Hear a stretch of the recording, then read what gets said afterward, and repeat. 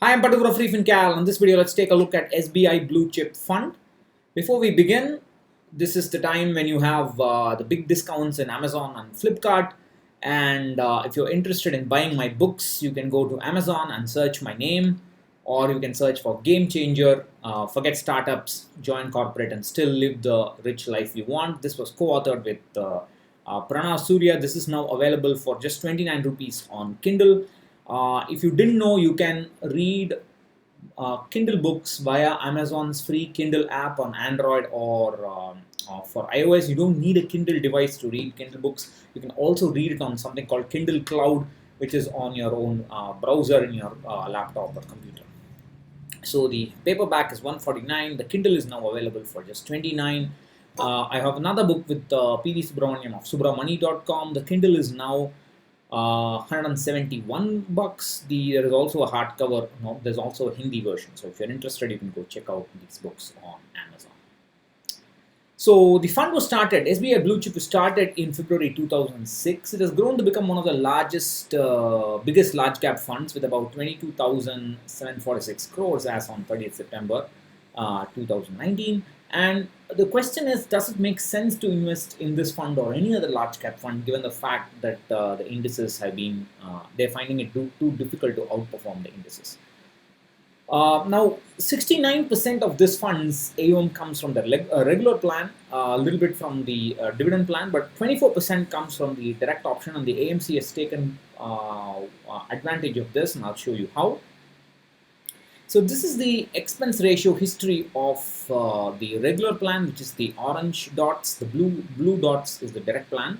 Notice that the direct plan option expense ratio dropped from almost 1.5%. It dropped drastically up to about 0.48%, and then it moved back up to about 1%. Between this point right here to that point there, from here to there was 83% increase in direct AUM. Direct AUM alone, there's an 83% increase. And when so essentially, the AMC is trying to make it inviting for direct plans to for AUM to move into a direct plan, and then when the move happens, they jack back the expense ratio. That's what it looks like.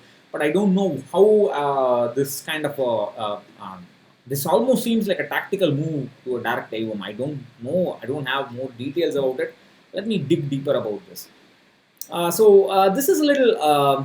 I mean, this kind of tactics is not in good taste, and this is what every AMC does, not just SBI. Everybody does this. They lower it down, and the AUM goes up, they move it back up, and so on. That's not really. Yeah, that's something that SEBI has to. I mean, we can't blame the AMCs about it. SEBI has to regulate this and make sure frequent changes in total expense ratio is avoided. The black line you see here is the AUM on the right axis. So this is the market cap history of the fund. You can see that prior to May 2018, the fund could invest. It was always a large cap fund, but it had. You can notice that it had more freedom to invest in mid caps, and it had small cap allocation as well. But that is now the small cap allocation is practically not there, and the mid cap allocation has also come down, and therefore there is a feeling that fund managers may not be able to outperform the Nifty and the Nifty 50 and the Nifty 100 indices. This is not this feeling is actually not true. Even during this period, their ability to outperform was limited.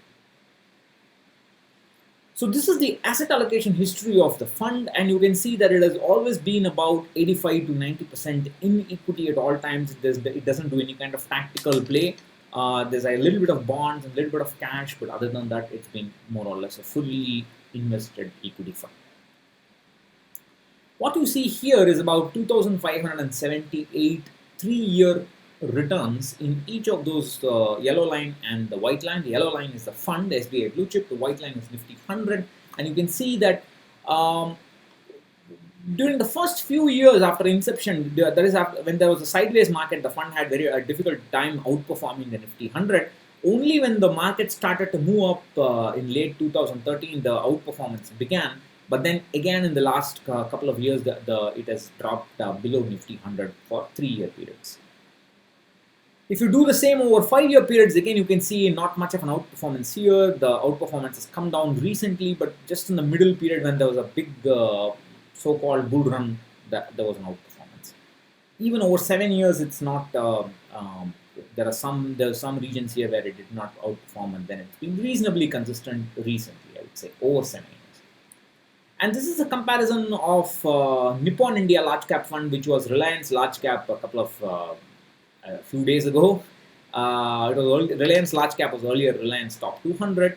ICICI, the green is Nippon Large Cap, the pink is ICICI Bluechip, the yellow is SBI Bluechip. You can see there's not much difference over 7 years between them.